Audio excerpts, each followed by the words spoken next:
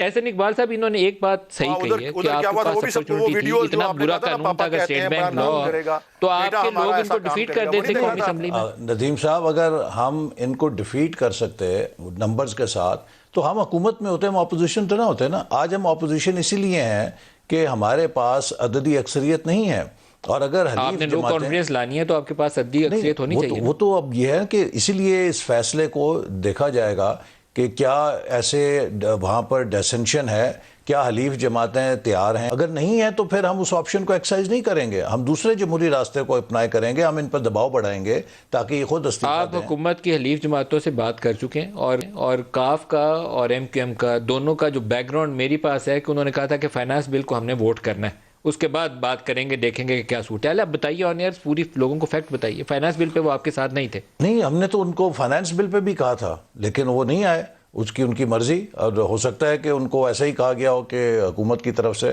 کہ آپ نے ضرور ووٹ دینا ہے، ان کی کوئی مجبوری ہو۔ لیکن اب بھی ہم دیکھیں گے اگر ہم اس بات پہ 200% کنونس ہوئے کہ یہ اب عدم اعتماد کا ساتھ دیں گے تو ٹھیک ہے، ورنہ یہ ہے کہ حکومت کو ایک ناکام، دیکھیں پاکستان میں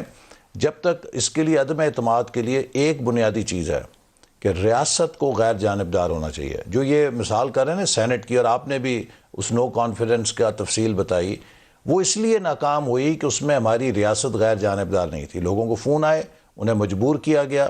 اچھا، پھر جو یوسف رضا گیلانی صاحب کے بعد اعتماد کا ووٹ لیا عمران خان صاحب نے، وہ ان کے اپنے اراکین ان کو اعتماد کا ووٹ دینے کے لیے تیار نہیں تھے، اور اس وقت ان کے اپنے اراکین نے ٹی وی کے اوپر آ کے کہا کہ ہمیں لایا گیا ہے اور بڑے اہتمام کے ساتھ لایا گیا ہے۔ ہمارے پاس شیخ رشید صاحب کا انٹرویو ہے، انہوں نے کنفرم کیا تھا کہ ان کے 2-3 M N As last moment تک نہیں تھے، اخیر میں ان کو فون کر کے پروڈیوس کیا گیا، ٹھیک ہے۔ تو یہ باتیں اگر ہوں گی تو پھر تو کوئی نو کانفیڈنس کامیاب نہیں ہو سکتا، لیکن اگر یہ بدستور ہوئیں تو میں آپ کو بتاؤں کہ یہ معاملہ بڑا خطرناک ہے۔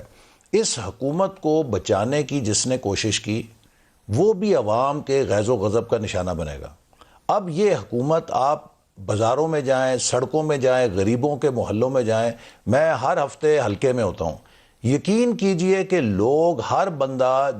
اپنی اٹھا کے دعائیں مانگ رہا ہے ان کے جانے کے لیے۔ لوگ کہتے ہیں کہ ہم زندہ رہنے کے قابل نہیں رہے، بچوں کو روٹی کہاں سے کھلائیں، ماں باپ کا علاج نہیں کرا سکتے، بجلی کے بل ادھار لے لے کے ہم مقروض ہو چکے ہیں، یہ حکومت کب جان چھوڑے گی۔ لوگوں میں اتنا غم و غصہ ہے۔ اور دیکھیے اگر ہم نے کوئی آئینی راستہ نہ نکالا، قزاقستان میں کیا ہو رہا ہے، لوگ بے فرق ہیں نا پیٹرول کی قیمتوں کے اوپر، جس طرح اب یہ یہاں پر بڑھانے شروع ہوئے ہیں، ایک دن یہ ہوگا کہ لاوا پھٹے گا اور لوگوں کا ہجوم جو ہے سڑکوں پہ نکل آئے گا۔